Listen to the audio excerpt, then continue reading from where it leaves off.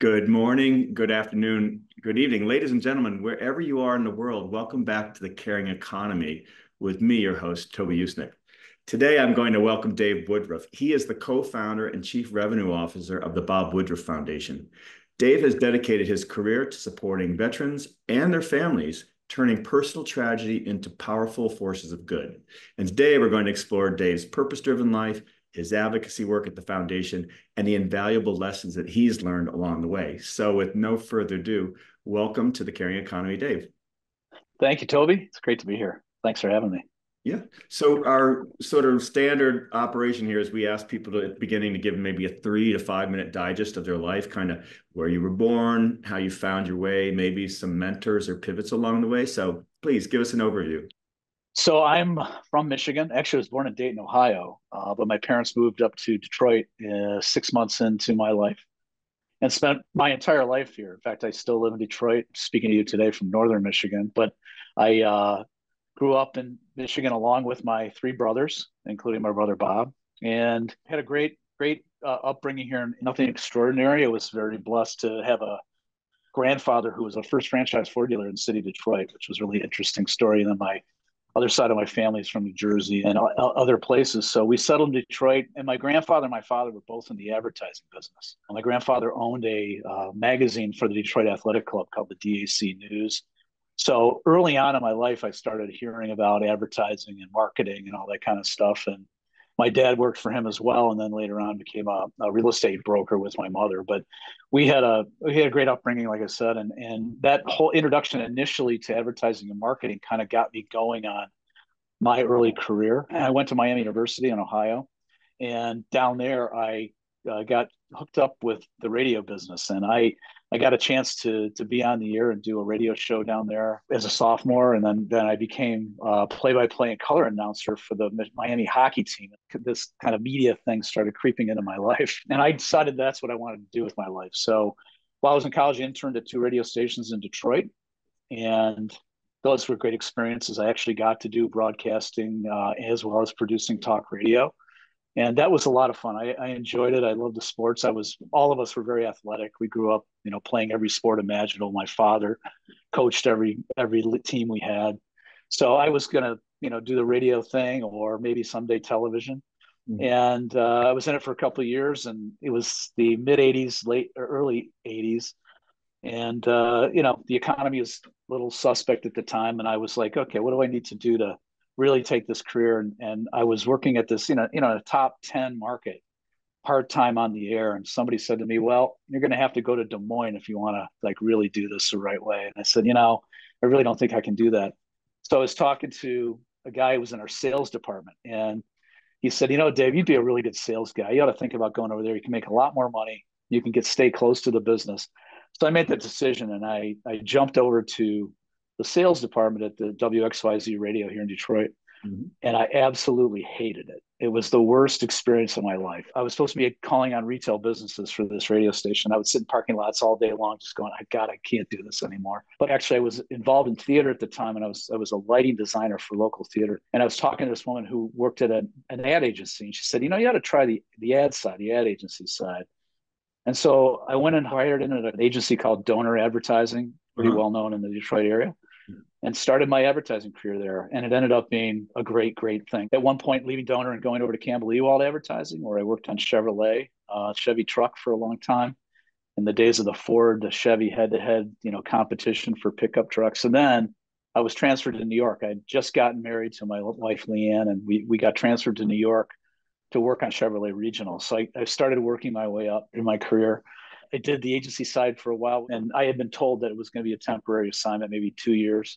Yeah. And the economy went to hell again, and they said, we're not sure when we can bring you back. I had a headhunter I'd been working with, and he found me a job back running Little Caesars Pizza's business in Detroit There you for an go. agency called Cliff Freeman and Partners, which was part of Saatchi at the time. And I had already worked in that business at Donor years ago. So I came from being a very junior person to being a guy that was running the co-op franchise part of the business. And I'll never forget, Denise Illich at the time said, well, yeah, I remember you as like this young guy who couldn't like do anything. You're going to run my business now? I'm like, yeah, I'm better now, so I can do that. So Anyway, long story short, I stayed in the ad side for a while, and then I had worked for a guy at Chevrolet named Dennis Connaughton, who ended up leaving Campbell Ewald and going to Field and Stream and Outdoor Life, it's actually Times Mirror magazines, as the publisher. Mm. And he said, I would love to bring you over to this side. You're a great account guy. I think you could do the sales thing, you could do the marketing thing. So I switched and went into the media sales side. And that's when my career really started to take off. I was very lucky. Dennis was one of my great mentors. I really learned a ton from Dennis. And I ended up working at Field and Stream and Outdoor Life and Skiing magazines as the regional marketing director up until what I do now. Best job I ever had. I got to go skiing out west like 6 times the first winter, and I got to do all that stuff as it was. And I think, historically, the media business, especially when you're working in the rep side, you move a lot, right? You move around, move up. I ended up going to several different publishing companies, including Gruner and Jahr. Mm-hmm. I was at National Geographic and ran National Geographic's office for 5 years here in Detroit. And then I ended up at Hearst, and I was at Hearst for almost 13 years. And that was a wonderful experience. But, the digital age had started to take hold in the media business, the magazine business especially. So I moved over in the media side, and I liked it. But the guy I was working for at the time at Hearst, I really respected. It was Jeff Hamill, who's also another one of my great mentors. And Jeff was like, "Look, you gotta go over and do the digital thing." And I said, "Great." So I did that, and it ended up being okay, but it wasn't the Hearst that I'd always worked for. And then I got recruited to go to Bloomberg, and that was a great opportunity to run the Bloomberg office in Detroit. My last career jump was to Entrepreneur Media, and Entrepreneur Media I worked for as a full-time employee up until the pandemic, and that's when Wow. everything changed, and it continues to evolve. But that's kind of my career story. From a life story, I'm the oldest of four. My parents were incredible role models for us. They instilled in us this, I think, very, very compassionate, family forward view of the world, Mm. which I think has helped in how I've kind of defined my life and my career to this point. I am 64 years old, but I'm not slowing down. Let's put it that way. So that's kind of where my story came That's is, awesome. and still coming along. Well, it's a great digest, and I marvel with this podcast. I'm on my 14th season, Dave, and all these serendipitous things. I too was born in Ohio, just outside of Akron. And when my dad died, my mom eventually remarried, so we moved to suburban Detroit. So I spent formative years in both Birmingham and Groseal before we moved east. And I'm having to believe that your first big agency job at Donor was with Fred Donor, who's a friend of ours here in New York. Absolutely, he was incredibly influential. I mean, there's hundreds of names. My advertising roots are deep, and that's actually, quite frankly, that experience in that business really, really made a difference for me in what we've done with the foundation, where I am now. Could you just say a bit about those great connections you have? And this is the topic of my latest book, Connecting the Dots. How do you maintain them? How do you deal with your reputational currency? It sounds like you're quite deliberate and thoughtful. Yeah, I mean, it would have been easy for me as I kind of went off away from the advertising business to, cast aside those connections. But I specifically try to keep those personal connections going. It's important to make sure that you stay in contact with people. I have always looked at the situation in Detroit, the community as my community. Like I'm very proud of the fact that, I'm from here, and I try to find the connections to people that are also connected to the city. It's a great way to rally around and be proud of where you are. And you end up finding these people who share that same passion. I wouldn't say that I'm like overly organized and staying connected with people. I found the technology platforms to be really great. I mean, I think LinkedIn is brilliant for that. I think all the social media platforms. Well, I'm also impressed at the Michigan diaspora. It punches well above its weight, I think. Does, yeah. So, Dave, tell us a little bit about the Bob Woodruff Foundation.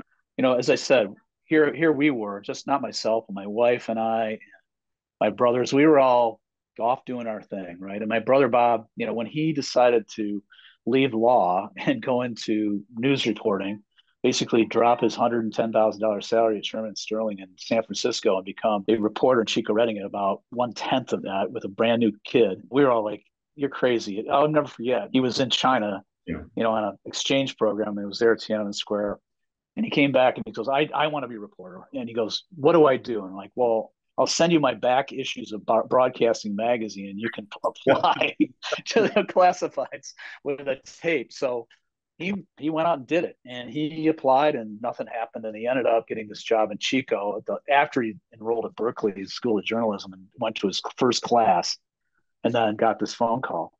So, we were all like, oh, great, Bob's a reporter. And then, he takes off and he starts moving around the country. And then he lands at ABC. And next thing you know, he's covering Bosnia in combat reporting. We're like, oh, man, this is okay, crazy. But we never thought much about it. He was doing his thing. We were excited for him. And then we were off doing ours. And then, of course, he was in London when 9/11 happened. He ended up flying on the last flight out of London to Islamabad and cover, try to get to the Pakistani border, be right there in what was going to happen after 9/11. And it ended up, he got the bug even more for combat reporting, ended up getting embedded with 1st Marine Division in the invasion of Iraq. And then, fast forward, he cut his teeth and he got the attention big time of Peter Jennings. And then in 2005, when Peter died, Bob became named, along with Elizabeth Vargas, as the new co-hosts or co-anchors of World News Tonight. And so we were like, wow, I can't believe my mother and father, I'll never forget, were so proud. And we were too, of course. And so that was to happen January 1st, 2006. Actually, January 3rd, I think, is a holiday. Mm-hmm. And they were going to set this up so one of them would be in studio and one would be in the field. And that would always be the case. And they'd rotate back around. So, of course, Bob was like, I'll go on the field first. And it's perfect because I'll cover the Palestinian elections in 2006. So he went over to cover what happened. We all know what happened. Hamas came to power. And so he's there. And when that happened, ABC and David Weston said, whoa, hang on, stick there, stay over there, get reaction to the president's State of the Union address, which was coming up. So President Bush was going to give the State of the Union address. And so he had some time to kill. And he had been talking to the Fourth ID about, embedding with them to cover how they were training the Iraqi military to take over eventually. And so he insisted on getting, embedded with this convoy that was going up through Taji, Iraq. He was seriously injured. He ended up, falling down to the tank. He was evacuated to Balad Air Base. And then at that point, when he was at Balad, was when ABC started calling the family. That point right there, I can remember specifically because ironically, it was my father's birthday. It was the day he got blown up. And January 29th, 2006, when everything changed, trajectory of all of our lives, really, because none of us had any really interaction with the military. My dad served during Korea, but never served in theater. Mm-hmm. And they flew us over to Landstuhl at Ramstein Air Force Base in Germany. We first flew to New York and we rallied there, and ABC brought in people, and they brought in a PR specialist, and they said who should be the spokesperson. So I became the spokesperson because I had some experience in that. And I'll never forget, outside, because Bob was evacuated at Bethesda Naval Hospital, going out of the gate the first night we were there, and the press was everywhere. And I was like, David, what do I do? He goes, well, just stick with me. I'm going to put Lee in another car. She's going to go flying by, and you're going to get out and you're going to talk to these people. And I'm like, oh man. So I ended up, being there, seeing everything, talking to the doctors, dealing with Lee, dealing with ABC security, dealing with the press. And I'm like, my reality has completely changed. And we were spending all these days and time in the hospital surrounded by military and mostly kids, like 19-year-olds, 18-year-olds that had been injured similar to Bob, but they didn't have any of the resources we did. ABC was there for us. My company was there. I could fly. My brothers could come over. They could afford to do that. But these kids didn't have that. And their families couldn't afford to leave their jobs to come visit them. And that made a big impression on us. That plus the fact that the military was such an incredibly supportive community for itself. And we met a ton of people. And of course, we had all kinds of visitors and people coming by. But when Bob woke up on the 37th day, I was on Good Morning America that morning. I got a phone call as I was walking across the street with my wife, Leanne. It was Lee, his wife. And she goes, someone wants to say hello to you. And he comes on the phone and goes, yeah, you did okay. He watched me that morning after waking up at 3:00 in the morning from a 37-day coma. And we didn't know if he could even speak. Wow. So at that point, we realized, you know what, he's got a chance to recover. And fast forward, a year later, he went back to work. Actually, less than that. July of 2006, he had fixed his skull after they had done, some work on that. And by the fall of 2006, he was, recovering, but he's going to have a voice. And maybe what we can do is set a little thing up and raise some money for the families that we had met that didn't have the resources and write some checks. And that's when it started. Yeah. but where it's gone from there, that's a whole nother thing. Ladies and gentlemen, again, today we have on the Caring Economy Dave Woodruff. He's the co-founder and chief revenue officer of the Bob Woodruff Foundation. He is the brother of Bob Woodruff. First of all, Dave, tell us how people find the Bob Woodruff Foundation, and then we'll talk more about the work you guys do. BobWoodruffFoundation.org. Certainly reach out on LinkedIn or any of the social platforms as well, at BWF on X, et cetera. Terrific. Before we go into the work of the foundation, just tell us about your personal relationship with your brother. I have been very close to my brother. My brother, I'll say it. I mean, my brother is brilliant beyond any of us. I think he speaks multiple languages. He's been a world traveler since he was 16 years old. So I've always been kind of like aspire a little bit to my brother. But this 18-year journey we've been on now together, I mean, we're this close. I love my brother. I'm the only one, I think, or well, my other two brothers probably differ, but I'm only one who can really give him a lot of the grief that I give him all the time. So you told us before the interstitial about the seeds of the foundation. So take us from there to where you are today. We just set this thing up, and I said to my sister-in-law and my wife, and they were, my wife was critical in this because the first 2 years, we basically ran it out of our kitchen in Detroit or Birmingham, Michigan. But the idea was just to, like I said, raise money and give direct support, right? And we were able to do that actually in the middle of 2007. We got a call from the folks at the New York Comedy Festival. So something that had been going on for New York for a while. I think they were in their third year, and they had a charity opening event. Mm-hmm. And they said, we know your story. This is Caroline Hirsch of Caroline's on Broadway. She said, look, we've seen the story. We would love to help you guys raise money to do what you're trying to do and help some families.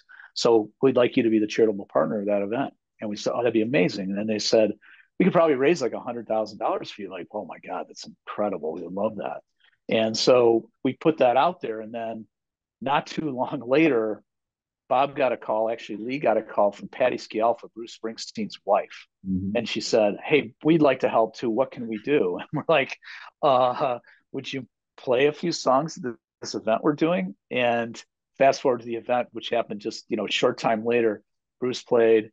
We had Conan O'Brien hosting. We had comedians, and Stand Up for Heroes was born. And that first event, partially due to a very generous donation of $1 million from a woman who was a Colgate, where Bob and Lee went to school. We raised $2 million that night, and we were off to the races with that. And Stand Up for Heroes became our single biggest fundraiser for a number of years. Bruce has played it every year, except the year he was on Broadway. But that kicked it off, and that was the start of the foundation, going from something that we thought would be just a direct service provider to what it is now, which is a grant-making organization in the veteran space. And if we look at the trajectory of the foundation as it grew, it wasn't without its growing pains. I mean, we weren't prepared, I don't think, for something to scale the way it did. Mm-hmm. When I first started out the foundation, I didn't actually start a 501c3 directly. We actually worked off of the Brain Injury Association of America's 501c3. So they were our fiscal sponsor, and we did that for 2 years until we outgrew them. It happened so fast because stand-up really did it to them. I mean, in the first 2 years, I still have these hand ledgers from the first 2 years there. And the amazing thing was, in those first 2 years, like I said, we raised about $3.5 million. So we're like, what are we going to, we got to figure out what we're going to do with this. And to write checks to individuals, one of the things we found out very quickly, and this is not an indictment at all of the space, because everybody who does work with individual veterans and service members, I have the ultimate respect for. But it became really hard to really be sure that the people that were coming in there, that we were giving money to, were using the money for the reasons they had asked for it, or that they had identified. So we decided after a time to evolve into an organization that granted, as opposed to stood up actual programs and wrote direct checks. So the Bob Woodruff Foundation now, as it has grown over the past 17, 18 years, has evolved in and this is coming not from us internally, but from externally, as one of, if not the leading grant-making organization in the veterans and military and family space. What I'm extremely proud of, we've granted over $162 million in those 17 years. over 600, maybe closer to 650 grants now. And we've helped organizations grow over time, which is another big, important part of what we do. So, Dave, tell us about sort of the state of play for veterans today in this country. There's many organizations. There's lots of, I think, a lot of noise in the space. We have a fractured media environment. So, what would you want our audience to know as sort of the takeaways about our vets and their families? Well, I think, the most important thing is, in my view, and this is something that the community is dealing with right now, is that we have a duty to take care of our veterans. And the government does a great job. And I think the VA Secretary, Dennis McDonough, has done a wonderful job, and Bob McDonald before him, in terms of getting the VA, really, really, much more responsive to veterans' needs. And that's getting significantly better. If you talk to anybody in the space, they will say that the satisfaction index has gone from 30% to 90% since Bob McDonald came aboard, and then under Obama, and then Dennis now. But I think the critical thing is, if we don't take care of these guys, it's going to continue to affect recruiting. There's been a contract with the all volunteer force that if you go into the military, we're going to give you options when you get out, and not only obviously, if you're injured, you need to be taken care of. But even if not, you're going to transition out. You're going to have opportunities. You'll have, the support you need. But this is not something that the government can provide by itself. The private sector has to work with the public sector to do this. We have to support these guys to make sure that they are supported for all the issues that ladder up to mental health. So I hear you about the veterans themselves, and then what about the families? Because you play a vital role with them as well. Right. So, and that's all related, right? Because as recruitment has gone down, so the military force is reduced a little bit, and then the Army's having a heck of a time right now. As you know, there's a lot of deployments that still are going on in the world because our military is everywhere. And because of the reduced force, those deployments are extended. So families are dealing with, longer deployments of active duty military. And so military children's mental health is a really, really big part of what we're working on right now. So I think that, from the standpoint of supporting our active military to make sure that recruiting continues to work, fulfilling the contract we have with veterans to make sure that they're supported when they get out, and making sure that they have all the transition things they need, employment, housing, food, infertility, legal support, all the things that those are, a lot of the areas in which we work. It's critical we support them because the government can't do it by itself. And quite frankly, the private sector needs to step up. One of the most disturbing things to me, and I see this and I shake my head, is that only 1% of all philanthropic dollars go to veterans and military charities in this country, which is, to me, is just a sad state of affairs. And it's actually kind of a driver for me to do what I do, because I want to see that. I mean, if we got that number to 2%, it would make an incredible impact on our community. But that's the important thing, that we have to support veterans because we owe it to them. They've earned it. And I think at the end of the day, if we don't, we are at risk from a national security standpoint, not just whether or not we feel good about ourselves and helping veterans. Yeah, a moral crisis, even, I would say. So I want to do a follow-up question on that. I want to give a shout out. My friend Julian Leone at Goldman Sachs is a co-founder of VOWS, Veterans on Wall Street. I know friends like JP Morgan has a robust program with vets. You've got certainly BlackRock, Blackstone, Goldman. So there are private sector companies that I don't know financially what they're giving in for that philanthropic dollars, but they are trying to create jobs for vets, which I've always been told over and over again, don't give a handout. I mean, give a handout, but try and give a job, an opportunity. Are there any private sector brands you want to give a shout out to so that they might show people what success would look like for you? Wow, that's great, man. I think there's a number of partners that we're working with that they're doing a great job in that area. One of them is PMI, Philip Morris International, which is really, really doubling down on making sure that they can hire veterans. I think, in the financial space, like you said, VOWS, which was, started as Veterans on Wall Street, and now is just VOWS from a branding standpoint, meaning we're including everybody and anybody in that space. We have a partner that is in the financial space called Gridiron Capital, which is a mid-market investment firm that has taken this whole VOWS program and expanded across all of their own companies. They are constantly looking to hire veterans. I think we've been very lucky to have great partners. Like you said, BlackRock is a huge partner of ours. In fact, Gary Shedlin just joined our board in the last 2 weeks. They're doing an amazing job. I think we have probably 40 plus vows partners from a corporate standpoint, and now we're starting to see it, like I said, get out away from financial. Salesforce has now become a big partner of ours. Everybody, I think, the thing about employment, and I'll say this because I've seen it, from the end of the Iraq and Afghanistan wars, there was at that time, especially Iraq, there was this perception in corporate America that veterans that had served were coming out broken, right? And so they weren't great employees. But I think over time that has become, corporate America has gotten past that, and they understand that the opposite's true. These people actually come out incredibly disciplined, beyond their age. The officer corps is incredibly strategic, et cetera, and they make great employees. So one of the things that we just stood up, which I'm incredibly proud of, is the Bob Woodruff Foundation Jobs Portal. And it's powered by an organization called JobPath. And it's talk about technology, like that's affecting how we reach out to veterans and make sure they're taken care of. It has an incredible MOS translator for military occupational specialties. So guys who come out can see that, if you're a mechanic in the motor pool, you're not just going to have to be a mechanic when you get out. There's other things you can do. We've been very lucky. The corporate partnerships we've had for all these years have been great in that, especially in that space. Yeah, I would layer into that. I mean, I have not served. I've had family and friends in it, but I think that those in the military, typically two other things. One, many of them have been outside the U.S. They're just by definition more worldly, and because of that, they also have I think a true appreciation for what we're protecting here, right? So it makes me long for having a mandatory service in this country for men and women. And if it's a pacifist, you could have them do a sort of, a different kind of Teach for America type program or others. But I think that the service piece is critical because it does give you training, it gives you a job, it gives you shelter over your head, and it really underscores just what it is we're fighting for here, right? It's not 100%. Yeah.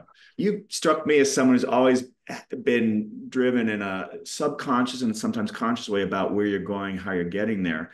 But tell us what you've gleaned through these years. Any sort of mantra-like statements you give regularly to people, young or old, about finding their way or living a more purpose-driven life?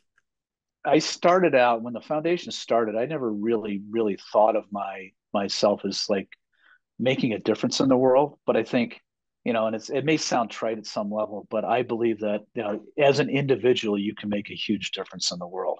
And if you just look at it from what am I good at, and if I can take what I'm good at and translate that into doing exponential good, then I'm going to do that. And I think, all of us have certain talents. I think for me, it's always been my ability to communicate. And I took that, people say all the time, like, well, you don't have any experience in development or nonprofit fundraising. I said, well, yeah, I kind of do because I was a sales guy, and that's really what it is. Like, I mean, literally raising money is like making a sale, right? And it doesn't operate any differently. However, when you're able to talk to somebody who you're trying to separate their money from, and I mean that in the best of ways, and you can say to them, this thing is going to not just, improve your tax situation, it's going to make a difference in someone's life. And oh, by the way, you're getting a return, but that return is impact and making people better. So I always say, every day I get up, all I can think about is what am I going to do today that's going to make somebody's life better?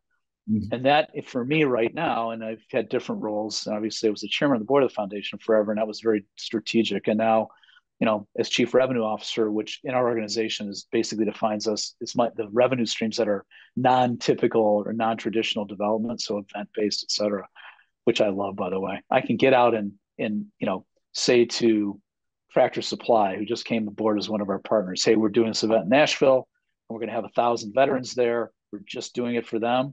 And they will say, well, we want to support you because you're making a difference in their lives. You're making them happy. And then we can have that corporate exchange of good as well. Yeah. And, we're a company. I never lose sight of that fact either. And I think that comes from the fact that, I worked in media companies forever, and no one ever does anything 100% for the good of good, right? There's always a motivational factor. So I acknowledge that outright and say, hey, yeah, we can, we're happy to help you with, marketing your brand a little bit, but the rest of it's all got to be about what, trying to meet the mission and help veterans and service members and their families thrive, right? So, I've never been somebody who's kind of sat down and written down my, pearls of wisdom. I have always been, I guess, about other people and making sure that I'm engaging with them, reflecting them, making sure that they, feel comfortable with me, and then by extension with what I'm trying to convince them is good to do. And that's worked very well. I think the reality for all of us at the foundation is we started out in this thing and going, who knows how long this will go? We have no idea. And we've reached certain points where we said, should we continue this thing or should we shut it down? And I'll never forget a conversation I had with General Dempsey at the time, who was on our board, 18th chairman of the Joint Chiefs of Staff. And this was probably 5 years ago now. And I said, what we're trying to figure out, we're going to do this thing. Maybe we should sunset it and shut it down. He goes, Dave, you can't. You guys have now become part of the fabric of the support of the veteran community in the U.S. You have an obligation to continue this. And quite frankly, you have an obligation to grow it. So I kind of took that up, and now it's my goal I'd like to see the 1% go to 10%, right? I don't have a cap on how I'd like to see it grow. The only thing that's going to limit that literally is like energy. It's like, at some point you push until you have to kind of take a breath. But we've been extremely blessed with the support we've gotten. And for me, I wake up every day knowing that I'm not just going to a job. I am, to your point, I am going to something every day that makes a difference. And the purpose-driven career that I have now, that best thing I've ever done and the hardest thing I've ever done, which I think combines together to make it, an incredible day every day I get to go to work. Well, A, your parents would certainly be very proud of you, because you've clearly gotten that coaching and lesson from them. B, I think also, just to contemplate the question about what can I do to be of service to others, just contemplating that question is a huge step forward. And if one doesn't have the answer, start to think about it, reflect on it. I think that is the secret to a successful life and career. So you are obviously exemplifying that. I just want to thank, ladies and gentlemen, one more time, Dave Woodruff. He is the co-founder and chief revenue officer of the Bob Woodruff Foundation. Hopefully this podcast is going to help you go from at least 1% to 2% faster. Hope you come back, and we'll get together sometime when you're in New York for a drink and talk about all things Michigan. Thank you, Dave. Thank you, Toby. I'd love to do that.